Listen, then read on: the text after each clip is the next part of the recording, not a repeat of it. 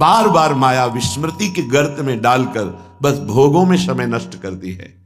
धन्य है उनका जीवन जो किशोरी किशोरजू की उपासना, धाम की उपासना, भगवत प्रेमी महात्माओं के संग से नाम जप करना।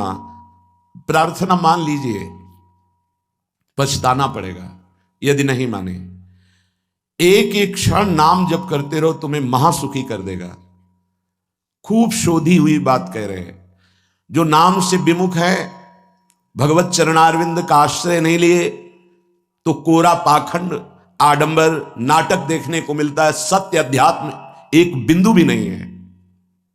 ये निंदा स्तुति का विषय नहीं है, ये सत्य वस्तु का विषय है। जिनके श्वास में नाम नहीं चल रहा, जिनके हृदय में सच्चिदानंद भगवान का आश्रय नहीं, तो हर चेष्टा उनकी पाखंड हो जाती है। भगवत ऋषि जी कह रहे हैं, बिन विवेक वैराग्य भक्ति बिन सत्य नए को मानो, भगवत विमुख कपट चतुराई सो पाखंड ही जानो। ऐसा पाखंड फल फूल रहा है कि लौकिक बुद्धि रखने वाले बस यही समझते हैं कि यही सार बात है। नहीं, कर लो, कर लो। तुम्हें 50-100 वर्ष मिले, पाखंड कर लो, दंभ कर लो, नाटक कर लो, जो चाहो एकत्रित कर लो। दुनिया का एक कबाड़ है। जब छूटने का समय आएगा तब तुम्हें पता चलेगा। मन पछताई है, अवसर भी दे। समय था तो प्रयाश्चित नहीं किया अपने पाखंड का, दंभ का, पाप का। कल चर्चा हुई थी, दो नहीं रख के यहां से जाना चाहिए, एक ऋण और दूसरा पाप। नहीं तो तुम्हारे को आना पड़ेगा, दुर्गति हो जाएगी। किसी का एक पैसे का, एक वस्तु का उधार ऋण नहीं होना चाहिए जीवन में। और कोई भी पाप अब हमको साथ लेके नहीं जाना। अगर भूल से हो गए हैं तो हम उनका यहां प्रायश्चित करेंगे, अंदर से जलेंगे और संत महात्माओं से पूछेंगे इस पाप का हम क्या दंड स्वीकार करें, कौन सा प्रायश्चित करें। वो जो आदेश करें, बिना किसी प्रश्न के, संशय के, उसे स्वीकार कर लो, पाप नष्ट हो जाएगा। पाप और ऋण ये अपने जीवन में नहीं होना चाहिए, पर पाखंड, दंभ ये केवल पाप कराता है। भोले भाले भूले हुए जीव प्राणी वो जानते नहीं हैं कि किसे सत्य अध्यात्म कहते हैं। बस भूल में और भूल बटोरते घूम रहे हैं। कहीं कुछ भी तुम्हें मांगने की जरूरत नहीं, किसी के आगे हाथ पसारने की जरूरत नहीं कि आशीर्वाद दे दीजिए। हमारी प्रार्थना मान लीजिए। यदि आप नाम जापक हैं तो दूसरों को सुख देने की सामर्थ्य रखने वाले हैं। आप भगवान के अंश हैं। आप कोई साधारण नहीं, आप अपने स्वरूप को पहचानिए, ये भटकना छोड़िए। आप परम स्वतंत्र भगवान के अंश हैं, आप परम स्वतंत्र हैं। ये माया आपको जो बांधे हुए है, इसी से मुक्त होने के लिए, इसी भ्रम को मिटाने के लिए हमें मानव देह मिला है। ए मारे घूम रहे, हमें सुख मिल जाएगा, कोई दे देगा आशीर्वाद। अरे आशीर्वाद भगवान ने दे दिया तुम्हें, तुम भगवान के अंश हो, तुम्हें मानव दे दिया, तुम्हें बुद्धि दे दी, विवेक दे दिया। इससे तुम सुखी नहीं हो पा रहे तो किसी के आशीर्वाद से क्या सुखी हो जाओगे। आशीर्वाद भी वही लागू होता है जो सत्कर्मी होता है, जो पाप नाशक अनुष्ठान किए हुए उसी के ऊपर आशीर्वाद जाता है। आप सोचे आप करें पाप, विषय विलासिता, और आपको कोई परमहंस आशीर्वाद दे दे, आपकी सामर्थ्य नहीं कि ऐसे आशीर्वाद देने वाले महापुरुष तक पहुंच पाए। जो पे दुष्ट हृदय सोई हुई, मोरे सन्मुख आव की सोई, वो जा ही नहीं सकता। अगर चले गए तो आशीर्वाद मांगने की जरूरत नहीं है, वो बात मिल जाएगी जो तुम्हें दूसरों को आशीर्वाद देने की सामर्थ्य प्रदान कर देगी। अपने लोग भगवान को भी आशीर्वाद देते हैं, अपने लोग महारानी जी को आशीर्वाद देते हैं, उन्हीं के नाम बल से, उन्हीं के चरण आश्रय बल से। लाडली जो थारो अविचल रहो जो सुहाग, आपका सुहाग अविचल रहे, आप दोनों ऐसे सुखी रहे। जब हम अपने आराध्य देव श्यामा श्याम को आशीर्वाद दे सकते हैं, फिर और कौन बचा। तो किसके बल से? उनके नाम बल से, उनकी आराधना के बल से। क्या आप नाम जप नहीं कर सकते? क्या आप आराधना करके ऐसे समर्थ नहीं बन सकते? समर्थ वही है जिसका हाथ फैलाना मिट जाए, किसी से भी नहीं। आपके पास नाम है, आपके पास मंत्र है, उपासना है, आप समर्थ हैं, पर आप अपनी वस्तु को पहचान ही नहीं रहे। नाम जप में रुचि नहीं, सतमार्ग सत्क्रियाएं ये रुचि नहीं, तो कहीं भी भाग के चले जाओ, दुख ही मिलेगा, अशांति मिलेगी, चिंता मिलेगी, आशीर्वाद नहीं मिलेगा। वो देगा भी तो लगेगा नहीं, क्योंकि हृदय में हमारे अंदर पात्रता नहीं आ रही। पात्रता नाम जब से आती, मान लो प्रार्थना, कुछ समझ में आवे या ना आवे, राधा राधा राधा। श्रीपाद कह रहे हैं न राधा प्रियो नापि वृंदावनम और नैव वृंदान तत्प्रेम भाजाम। प्रेम भाजाम, जो प्रेम पात्र बन चुके हैं, जिनके हृदय में वृंदावन प्रकाशित हो चुका है, प्रिया प्रीतम खेल रहे हैं, ऐसे महापुरुषों का संग नहीं, वृंदावन का आश्रय वास नहीं और प्रिया प्रीतम की उपासना नहीं, तो तुम्हारा जीवन धिक्कार। किस काम का जीवन? ये बच्चे पैदा करना, सोना, खाना, पीना, रहना, जीना, ये तो सुअर कुत्ता भी कर रहे हैं। देव दुर्लभ मनुष्य देह कही गई, बड़े भाग मानुष तन पावा, सुर दुर्लभ सद ग्रंथन गावा, दुर्लभो मानुषो देहो। बड़ी महिमा किस बात की? भगवत प्राप्ति की, जीवन मुक्त होने के लिए, भजन रूपी धन कमाने के लिए। यदि भजन नहीं, ज्ञान नहीं, भक्ति नहीं, वैराग्य नहीं, तो फिर पशु से बढ़कर के तुम नहीं हुए, पशु से नीचे ही हुए, क्योंकि पशु तो अपने कर्मों का भोग भोग कर ऊपर उठ रहे हैं, तुम सबसे ऊपर आकर अब ऐसे कर्म कर रहे हो कि नीची योनियों को जाओगे। श्रीपाद कह रहे हैं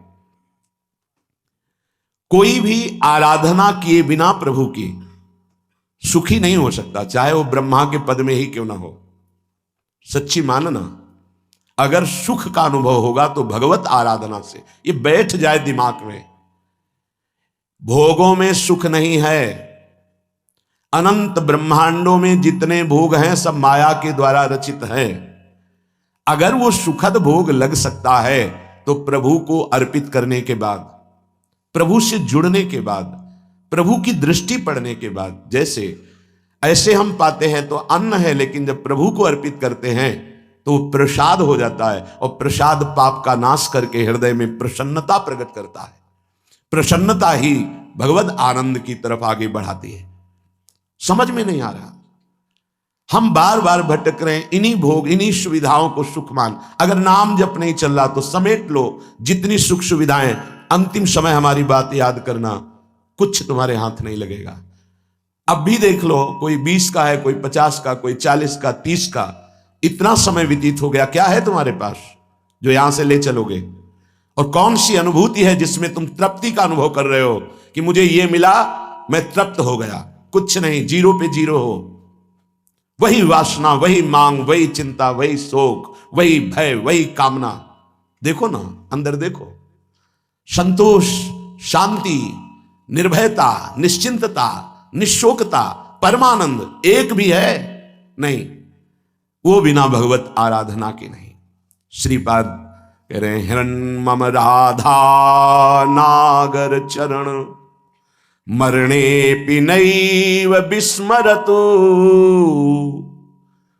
तनुरपि न विपत्कोटिषु जीवन वृंदावनम क्षणम त्यजतु। ये बहुत सुंदर बात मांग रहे हैं, जब मेरे मरने का समय आवे तो हे राधा नागर अर्थात प्रिया प्रीतम, जीवन आपको समर्पित है, तो अंतिम श्वास में आप चूक मत करना।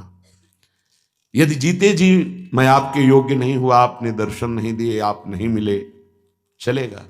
क्यों? क्योंकि नाम आपका है ना, नाम के सहारे जी लेंगे हम आपकी लीला गुण गायन करके जी लेंगे, आपके प्रेमी जनों के संग से, आपके चरणारविंद के अनुराग रंग में हम जी लेंगे। पर अंतिम समय आप, बहुत सुंदर बात है, भक्तों ने मांगा भी है, कह रहे हैं कि अंतिम समय आप मेरे हृदय में स्फुरित हो जाए। जब मैं शरीर छोड़ रहा हूं उस समय केवल प्रिया प्रीतम। निश्चित निश्चित ये हमारा विश्वास, हमारा हृदय इस बात को पक्का करता है कि जैसे भी बने हम लगे रहे हैं जीवन भर प्रभु के चरणों में, तो अंतिम में प्रभु फिर अपनी कृपा विशेष करते हैं। उस उपासक के हृदय में प्रभु स्फुरित हो जाते हैं, स्मरण रूप में या रूप रूप में स्फुरित हो जाते हैं। यदि जीवन में किसी महात्मा का संग रहा है, श्री प्रिया प्रीतम की किंचन मात्र आराधना बनी है, धाम आदि भगवत पुरियों का, धामों का तीर्थाटन, अवगाहन थोड़ा भी वास हुआ है, वो अंदर से आश्रय प्रभु का रहा है, तो अंतिम समय उसके भगवान पधारते हैं निश्चित। ये हमारा विश्वास कहता है, क्योंकि अंतिम गति ही परम पद या अगला जन्म या दुर्गति, अंतिम क्षण जो होता है वो महामहिम माना जाता है। कहते आपके विश्वास से क्या प्रमाण क्या है? तो अजामिल संध्या करने वाला, शास्त्र स्वाध्याय करने वाला, धर्माचरण परायण और बुजुर्गों की, गुरुजनों की सेवा करने वाला था। उस सेवा के लिए ही जंगल में समिधा लेने गया था। वहां व्यभिचार परायण वैश्या और व्यक्ति को देखा, कामांध हो गया। एक दृश्य ने उसे पूरे जीवन को बर्बाद कर दिया। तो अंतिम समय में जब वृद्धावस्था की सीमा चल रही थी कि उस समय संतान का योग था ही नहीं, पर संत जन आए और उन्होंने कहा कि अब जो संतान होगी उसका नाम नारायण रखना। अत्यंत आसक्ति छोटे पुत्र में होने के कारण मरने के समय वो उसे बुला रहा था, नारायण नारायण। तो शायद वो आवाज वहां तक ना पहुंची हो, पर नारायण के पार्षद आ गए और उसको परम पद मिला। ये घटना क्यों घटी? क्योंकि धर्मात्मा था, वो अच्छे आचरण करने वाला था। कुसंग से भ्रष्ट हो गया तो क्या हुआ? हरि ने अंतिम संभाल दिया। तो जो अपने जीवन में प्रयासरत है कि नाम जप करूं, जीवन में प्रयासरत है कि हमसे कोई पापाचरण ना हो जाए, जीवन मेरे जीवन धन प्रभु के लिए है, तो ये हमारा विश्वास है अंतिम उसका बहुत मंगलमय होगा। जो जीवन में मनमानी आचरण करता है, पापाचरण करता है, ढेर सारी वैभव समेट लिया, पर मरोगे तो कुछ साथ नहीं जाएगा। वो अंतिम समय जो तुम्हारी दुर्गति होनी वही तुम्हारे दिमाग में आ जाएगा और तुम उसी को प्राप्त होगे। श्रीपाद मांग रहे हैं प्रियालाल से, हन्मम राधा नागर चरणम मरणे पिनैव विस्मरतु। जीवन भर आपकी आराधना की, अब अंतिम समय जब मेरा मरने का आवे तो हे प्रिया प्रीतम आप स्फुरित हो जाए, आपके चरणारविंद हमारे हृदय में स्फुरित हो जाए। अब ऐसे कड़वे संसार में जन्म ना हो, जहां केवल छल है, कपट है, धोखा है, जहां सत्य का किंचन मात्र लेश भी व्यवहार में नहीं है। तत्व तो सत्य विराजमान है पर उसका परिचय नहीं। असत माया का खेल चल रहा, नहीं जन्मना ऐसे संसार में। हमें आपकी प्राप्ति करनी है। माना कि मेरे में सामर्थ्य नहीं, पर अंतिम समय आपसे प्रार्थना है आप हमारे हृदय में स्फुरित होना। और हे वृंदावन, आप मुझे ऐसी सामर्थ्य देना कि भारी दुख का समय हो अंतिम, तो भी मैं आपके धाम से अपने शरीर को बाहर न जाने दूं। यह बड़ी बात है। एक क्षण के लिए भी मैं कभी अंतिम चेष्टा में, जब मेरा शरीर भारी पीड़ा में हो, यहां से जब जाना होता है, जिनका आखिरी जन्म होता है, तो बहुत कुछ हमारी गंदगी जमा है जन्म जन्मांतरों की, वो बहुत शीघ्र भुगवाई जाती थोड़ा थोड़ा करके। तो देखा जाता है कि बड़े महापुरुष भी अंतिम समय बहुत ही विकराल परिस्थिति आ जाती है। उस समय भागना नहीं है औषधि के लिए, नहीं, ये धैर्य उपासक के अंदर ही होता है। पास में ही राधा टीला है, अभी कुछ ही वर्षों पहले की बात है। यहां के पूज्य जो महंत जी थे, बड़े ही कुंज बिहारी श्री हरिदास चरणारविंद के अनुरागी थे। रामकृष्ण मिशन में गए, परेशानियां बढ़ रही थी। उन्होंने जांच की, उन्होंने कहा यहां नहीं, आपको दिल्ली जाना होगा, या हो सकता है आगरे में हो जाए, यहां तो नहीं हो सकता, न मथुरा में न वृंदावन में। कुंज बिहारी श्री हरिदास कौन जाएगा दिल्ली आगरा? हालत खराब होती चली गई। श्री हरिदास कुंज बिहारी श्री हरिदास। सबसे कहा कि स्वामी जी बुला रहे हैं हमें, जल्दी तैयारी करो जल्दी। ये अभी कुछ वर्षों की बात है, ये अपने सामने की बात कह रहे हैं। जल्दी भोग बनाओ, नहीं तो भोग नहीं लगा पाओगे, समय है अभी, राजभोग जल्दी लगाओ। राजभोग लगाया, प्रसाद लाओ, प्रसाद, बैठो सब सामने। कुंज बिहारी श्री हरिदास, श्यामा प्यारी कुंज बिहारी श्री हरिदास दुलारी। कीर्तन शुरू हुआ, कोई समझ नहीं पा रहा क्या कह रहे, बस खून की उल्टी हुई। बोले स्वामी जी बुला रहे, चले गए। ये है जीवन भर की आराधना का स्वरूप। अंतिम लीला बड़ी विचित्र होती, उस समय आराध्य देव ही संभालते हैं। पूज्य शिवड़िया बाबा बैठे हुए हैं, इधर प्रभुदत्त ब्रह्मचारी जी की कथा नीचे बैठ करके एक संत सुना रहे हैं, हजारों की संख्या में सभा भरी।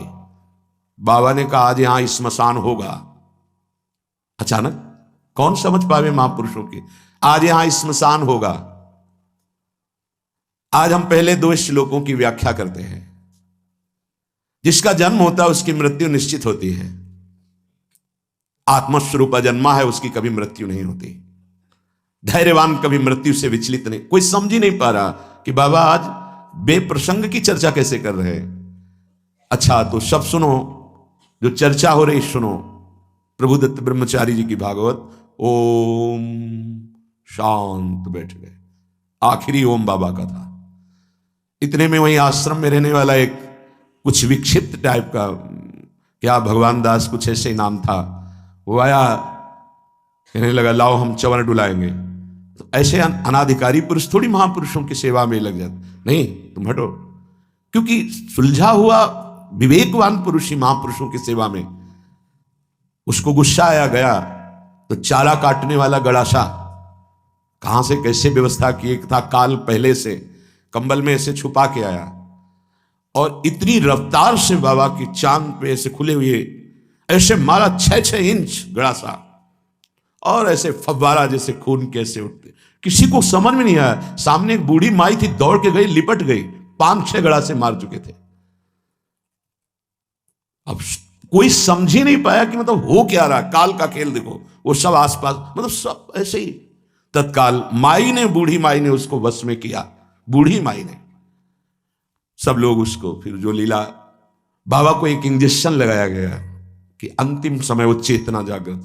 ओम, बस क्या पूरे जीवन तप ज्ञान की मूर्ति, अंतिम लीला कैसे जा रहे हैं।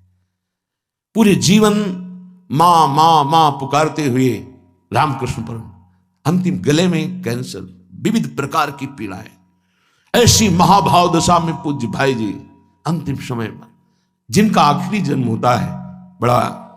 तो उसीलिए ये ब्रह्मबोध संपन्न महापुरुष हैं, जीवन मुक्त महापुरुष हैं, प्रेमी महापुरुष हैं। क्या इनकी महिमा वर्णन करे, पर ये हमारे लिए कह रहे हैं, हम सबके लिए। क्योंकि ये जो मांग रहे हैं ये तो प्राप्त है इनको, हर समय लीला में प्रवेश है इनका। इनको श्यामा श्याम की आखिरी दर्शन की आकांक्षा नहीं, क्योंकि इनकी आखिरी जीते जी हो गई। शरीर राग मुक्त भाव दे से अपने प्रिया प्रीतम के पास कोई आवश्यकता इस बात की मांगने की नहीं है। ये अपने लोगों के लिए कह रहे हैं कि हमें प्रार्थना करनी की, मुझे पता नहीं है कब मेरा अंतिम समय हो। हे प्रियालाल, ये हम बहुत बड़े महापुरुष की बात कह रहे हैं जो बहुत साधन परायण थे काशी में।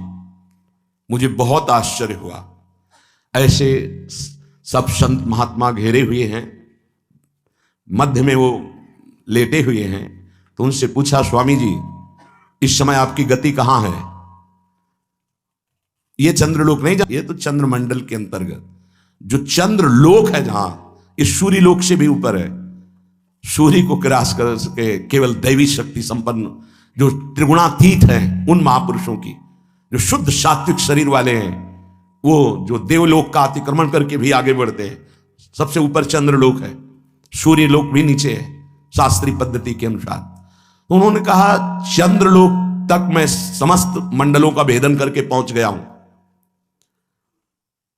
पर ब्रह्म या मोक्ष प्राप्ति तो होश उड़ गए कि ऐसे महापुरुष जो मोक्ष धर्म का ही वर्णन करते रहे, वो ऐसा बोल रहे। एक तरह से जैसे कहते हैं ना कि पैरों से धरती खिसक जाना, कि अपने लोग क्या हैं, अंतिम कैसी बात कर रहे हैं। तो उनका स्वामी जी तो क्या परम पद, तो उनका ये तो विश्वनाथ जी की कृपा के अधीन है। बस हृदय एकदम साधन पक्ष से हटकर कृपा पक्ष की मांग करने लगा कि अंतिम समय कह रहे कि आखिरी कैवल्य परम पद ये तो विश्वनाथ जी की कृपा से। समझ लो साधन कितना पहुंचा सकता है। वो महापुरुष कह रहे हैं कि अभी ब्रह्मलोक भी नहीं, जैसे स्वर्गलोक, महालोक, जनलोक, तपलोक, फिर ब्रह्मलोक। तो स्वर्गलोक के ऊपर ही है, क्योंकि स्वर्ग के अधिष्ठात्र ये सब लोकपाल देवता हैं। वरुण जी, सूर्य जी, अग्नि जी, वायु जी, चंद्र जी, ये सब लोकपाल हैं। इनके एक अपने अपने लोक हैं। उन लोकों में इनके आराधक उपासक वहां पहुंचते हैं। तो वो कह रहे हैं कि मैं केवल चंद्रलोक तक पहुंच पाया हूं, उसके ऊपर ब्रह्मलोक वहां भी नहीं गति हुई। और परम कैवल्य पद, ये तो विश्वनाथ जी की कृपा से, क्योंकि काशी में शरीर छूट रहा है, जीवन भर उनके नाम पर रहे, तो वो गति उनकी। मेरी गति यहां तक और वो विश्व। तब ये समझ में आया कि आखिरी बात तो कृपा ही है। कि तभी लिखा है ध्यान मूलम गुरु मूर्ति, पूजा मूलम गुरु पदम, मंत्र मूलम गुरु वाक्यम, मोक्ष मूलम गुरु कृपा। महादेव गुरुदेव हैं, श्री जी गुरुदेव हैं, इन्हीं की कृपा से ही मोक्ष मूलम। तभी आजीवन आराधना करते रहते हैं, यही मांग रहे हैं। तनुरपि न विपत कोटिषु जीवन वृंदावनम क्षणम त्यजतु। बाबा को श्री जी लाई थी वृंदावन, उड़िया बाबा को। कई दिन से भूखे थे, एकांत में ब्रह्म चिंतन में बैठे हुए थे, शरीर भूखा था। पहुंच गए लाडली लाल बच्चे के रूप में संध्या काल के बाद। और बाबा, मैया ने कहा है कि कोई संत भूखे बैठे हैं, रोटी पाएगा? रात होने वाली इस समय तो रोटी, दूध ले आवे? हाँ ले आओ, साथ में एक रोटी भी, एक ले आओ ले आओ। इतना मृदुल स्वभाव, इतना प्यार, इतने छोटे स्वरूप बच्चे। बाबा आश्चर्यचकित हो रहे थे कि संध्या हो रही, इस समय बच्चे। बड़ा ऐसे पहले कांसे का लोटा चलता, उसमें पका हुआ दूध, एक रोटी पाई, एक और दूध पिया, एक परमानंद की अनुभूति, विशेष उनके हृदय में अद्भुत आनंद। फिर एकदम चिंतन किया कि यहां कौन सा गांव नजदीक है। तो विरक्त महापुरुष उठे, काफी दूर खोजते, एक व्यक्ति मिला, बोले हाँ गांव नजदीक कोई है? बोले 10 किलोमीटर आसपास कोई गांव नहीं। अच्छा ठीक है। बैठे एकांत में आकर जो चिंतन किया तो देखा प्रिया प्रीतम। बोले ठीक है, अब आपका बुलावा आ रहा है तो हम आ रहे हैं आजीवन वृंदावन के लिए। देखो अंतिम यही लीलापूर्ण, बड़े करुणा में खींच लेते हैं, आओ खींच लेते हैं। तुम्हारा पवित्र हृदय हो गया है, बहुत तप किया है, आओ मैं तुम्हें परम पद प्रदान करती हूं। बड़े कृपालु श्री प्रियालाल। एक चीज ध्यान रखनी है, तनुरपि न विपत कोटिषु, करोड़ों प्रकार के संकट आ जाए तो भी छोड़ना नहीं, ये अंतिम बन जाएगा। जिनको अखंड वृंदावन वास मिल गया है सावधान होकर सुने, और जिनको नहीं मिला है तो आश्रय ले लें। कई बार चर्चा की, रजरानी चरणामृत साथ है, वृंदावन का आश्रय है, और वाणी जी साथ है, तो जहां शरीर छूटेगा, जैसे भारतीय सैनिक राजकीय विभाग का कहीं भी शरीर छोड़े, भारत के आज्ञा के अनुसार, सरकार की आज्ञा के अनुसार गया हो, तो तिरंगे पे ही स्वागत होते हुए उसको भारत ही लाया जाएगा। ऐसे ही हम वृंदावन प्रिया प्रीतम के उपासी, कहीं भी शरीर छूटे, आप सम्मान पूर्वक श्रीधाम वृंदावन लाडली जी के महल में ही आएंगे, विश्वास कर लीजिए। आश्रय और वास दोनों समान है। यदि दृढ़ आश्रय हो, जैसे पतिव्रता का पति का दृढ़ आश्रय, तो त्रिभुवन में अपार सामर्थ्यशालिनी होती, जैसे अनुसुईया जी और सावित्री जी आदि महामहिम पतिव्रताओं का वर्णन। ऐसे हरिवंश प्रतिव्रत है जिनके, सुख संपत्ति दंपति जो जिनके, हा हरि रा राधा बा वृंदावन सा सहचरी, वृंदावन में विराजमान सहचरियों के मध्य में प्रिया प्रीतम का व्रत जिनके हृदय में है, कहीं भी अगर उस संयोग बसात है तो शरीर छूटेगा तो हमारे प्रभु से दूर नहीं है, वो अंतिम समय उनको ले आएंगे। हमारा अंतिम बन जाए, इसी प्रयास में रहते हैं। श्रीपाद करें, तनुरपि न विपत कोटिषु, करोड़ों तुम्हारी विपत्तियां आकर के घेर ले जीवन में तो मत छोड़ना वृंदावन, क्योंकि अंतिम समय हमारी स्मृति कहां होगी हमें पता नहीं, पर धाम अंतिम समय यदि मिल रहा है तो सीधे भगवत प्राप्ति है। और ऊपर की पंक्ति में कहा, हनुमम राधा नागर चरणम मरणे पि नैव विस्मरत। दो बातें कही है, एक है पहली वाली आश्रय की, शरीर वृंदावन में नहीं है पर आश्रय वृंदावन का है, उपासना करते रहे हो प्रिया प्रीतम की, तो अंतिम समय जहां भी तुम होगे, तो ये युगल बड़े करुणामय है, बहुत करुणामय जोड़ी है प्रिया प्रीतम की। ये खेलते खेलते अपने वृंदावन के सहित आपकी दृष्टि पथ में आ जाएंगे, हृदय में आ जाएंगे, पक्का आ जाएंगे। विश्वास करो और भावना दृढ़ रखो। आशा बंधा समुत्कंठा नाम गाने सदा रुचि, दृढ़ आशा कर लो कि इस जन्म में तो प्रिया प्रीतम मिलेंगे ही, चाहे अंतिम श्वास में क्यों ना हो, और उत्साह सहित नाम जप करते रहो। दूसरी पंक्ति है अखंड वृंदावनवासी की। पहला है आश्रय की, हनुमम राधा नागर चरणम मरणे पिनयु विस्मरतु। कहीं भी हो, यदि मेरा अंतिम समय हो तो हे प्रिया प्रीतम, आप स्मरण बन करके हमारे हृदय में जागृत हो जाना, आपके गोरे सांवले चरणारविंद हमारे हृदय में स्फुरित हो जाए। दूसरे में अखंड वृंदावनवासी के लिए तनुरपि न विपत कोटिसु जीवन वृंदावनम क्षणम त्यजतु। चाहे करोड़ों विपत्तियां आ जाए, वृंदावन नहीं छोड़ूंगा, एक क्षण के लिए भी नहीं छोड़ूंगा।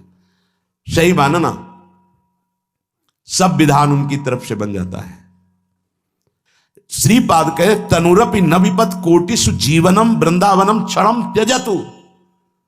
अगर तुम्हें वृंदावन मिल गया है तो अब तुम छोड़ने वाली बात मत लाना, चाहे प्राण निकल जाए। एक दिन तो निकलेंगे ही, हमारे प्रेम में कलंक नहीं लगेगा, हम वृंदावन को जीवन दे चुके हैं। देखो, इस जीवन का परम लक्ष्य भगवत प्राप्ति। जिनको माया बावरा बनाए हुए उनको ये समझ में नहीं आएगा, उनको यही समझ में आता है कि बस जितना हमारे पास खान पान भोग सामग्री खूब भोग ले, जीवन का यही रहस्य है। वो मंद बुद्धि अपना सर्वनाश कर रहे हैं, वो जान नहीं पा रहे कि जीवन का उद्देश्य क्या है, मैं आया किस लिए हूं, मैं कौन हूं और किसका हूं, कुछ समझ में नहीं आ रहा, बस बहे चले जा रहे हैं प्रवाह में। उपासक सावधान। पूज्यपाद शिवड़िया बाबा जी महाराज कहते हैं, ये 8 बातें भगवत भक्त अपने जीवन में जांच ले कि है कि नहीं है, अगर ना हो तो धारण कर ले। पहला है, संत महापुरुष आपके जीवन में है कि नहीं, ये जांच करनी है। देखा है हमने, अगर किसी संत को आदर्श मानकर आप नहीं चल रहे हो तो दिमाग को खसकते हुए देखा, खसक गया है दिमाग। वो मनमानी आचरण केवल सिद्ध बनने के लिए कर रहे हैं। उनके आचरण ऐसे कि भोले भाले लोग ये समझे कि ये तो सिद्ध है। और जानते हो सिद्ध किसे कहते हैं? ब्रह्म भूता प्रसन्नात्मा न सोचति न कांक्षति समः सर्वेषु भूतेषु मद भक्तिम लभते पराम निर्माण मोहाजित संग दोषा अध्यात्म नित्या विनिवृत्त कामा द्वंद्वरि विमुक्ता सुख दुख संगई गच्छन्त मूढ़ा। ये स्थिति आनी चाहिए। पूरा कोरा जैसे नाटक मंच पर नाटक किया जाता है ना, पूरा दिखाई देता है, पूरा नाटक। क्यों? क्योंकि कोई डांटने वाला नहीं है, कोई आदर्श नहीं है महापुरुष जीवन में। जो मन आवे सो बोलो, जो मन आवे सो नाटक करो। तो 100 200 500 लोग भोले भाले जिनको ककहरा नहीं आता परमार्थ का, वो कह देते मेरे भगवान, मेरे सिद्ध योगी, मेरे महापुरुष, मिटिया मेट कर देते हैं। बात तो तब समझ में आवे जब रसिक जन पास करे, गुरुजन पास कर दे। अपने मन से कुछ नहीं होता, जिसे महापुरुष पास कर दे वही होता है। संत महापुरुष कह दे ठीक चल रहे हो, ठीक है, या वो मौन स्वीकृति दे दे, ठीक है। अपने मन से सिद्ध बनने पर सिद्ध थोड़ी कोई हो जाता है। जीवन में तुम्हारे संत हैं कि नहीं, बस इतनी बात देखो। अब एक भगत जी आए थे, अपने लोग तो सबका आदर ही करते हैं। उनका दिव्य रूप से हनुमान जी हमारे सामने प्रकट हुए थे। सच्ची बात कह रहे हैं, जिस समय दिव्य रूप हनुमान जी ने धारण किया तो हनुमान जी महाराज के ही भाई पवन पुत्र भीम कंपायमान थे। भीम जैसे हनुमान जी वैसे भीम, बड़े बड़े पर्वतों को अपनी टक्कर से चूर करने की सामर्थ्य रखने वाले। अभी पैदा ही हुए थे भीम और गोद में लिए हुए माता कुंती चल रही थी। अचानक सिंह निकला, दहाड़ हुई तो गिर गए भीम। तो जो जिस चट्टान पे गिरे चकनाचूर हो गई चट्टान, और उस आवाज से भयभीत होकर भाग पड़ा सिंह। अभी गोद में बच्चा थे। वो भीम जिस समय प्रार्थना की कि भैया मैं तुम्हारा वो दिव्य रूप देखना चाहता हूं, तो उनका काहे को तुम व्यर्थ में ऐसा तुम नहीं देख पाओगे। तो उनका हमारी लालसा है, आपका छोटा भाई हूं। तो पट्टहास किया हनुमान जी का वो दिव्य रूप कि कंपायमान होकर कह रहे थे, हे वायुपुत्र, हे पवन पुत्र, तुम अपने रूप का स्मरण करो, मेरी सामर्थ्य नहीं। और व्यक्ति ऐसे कह रहा, मैं दिव्य हनुमान। हम कह रहे पाखंड मत करो, ठीक से चलो तो ये सब भगवत स्वरूप अनुभव में आ जाएंगे। ठीक से चलो, बड़ा विचित्र स्वरूप है। जब तक जीवन में कोई संत नहीं तो हम ये देख रहे हैं कि वो जीवन या तो पाखंड में सकिल जाएगा और या तो व्यर्थ के चिंतन में फंसा हुआ अपने को मान लेगा कि मैं सिद्ध हूं। आपका शब्द, आपकी दृष्टि, आपकी चेष्टा तस्मा शास्त्रम प्रमाणम ते, तब सिद्ध माना जाता है। बहुत सिद्धों के दर्शन हुए, गंगा किनारे सिद्धों का ही ने कभी नहीं देखा ऐसा प्रमादी। सिद्ध प्रमादी नहीं होता।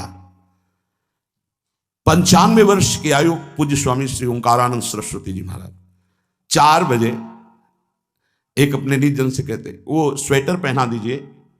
बोले स्वामी जी अभी तो धूप है। नहीं, अंदर अभी जाएंगे, चिंतन में विक्षेप होगा, हमारे पास समय नहीं, डाल दो शरीर में।